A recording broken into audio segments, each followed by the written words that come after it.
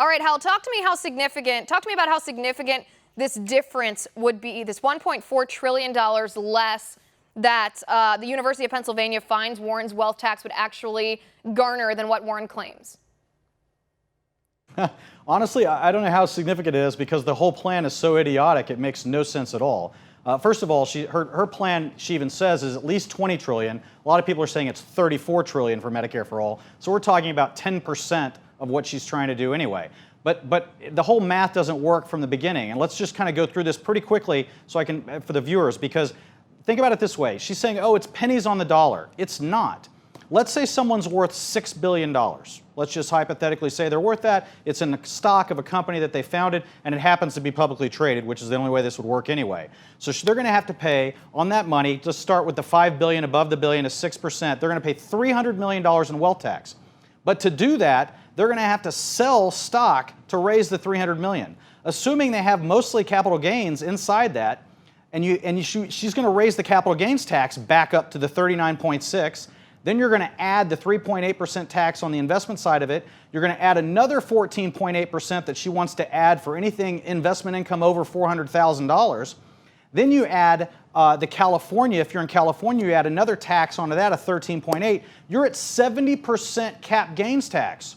So you sell $1 billion, you pay $700 million in cap gains tax, you pay $300 million in wealth tax, you have zero left. How long till you think they run out of money?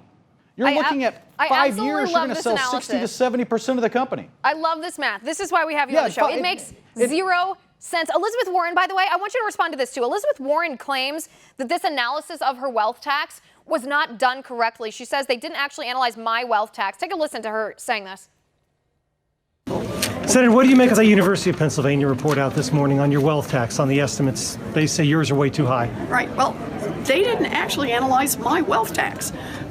They changed provisions and then analyzed something else. All right, Hal, is that true? Did they change provisions, or is this accurate?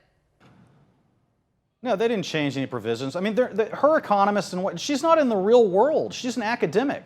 Did they even look at the capital gains impact of what you'd have to do to raise the money for the wealth tax? And by the way, what if you don't have something that's liquid? What if you're in real estate that's not liquid? What if you're in a private company that's not liquid? How do you pay this tax? You can't even sell assets. What if you have loans against this to borrow? You have to pay off the loans. You don't even have the money to pay the loans off because you're paying a tax.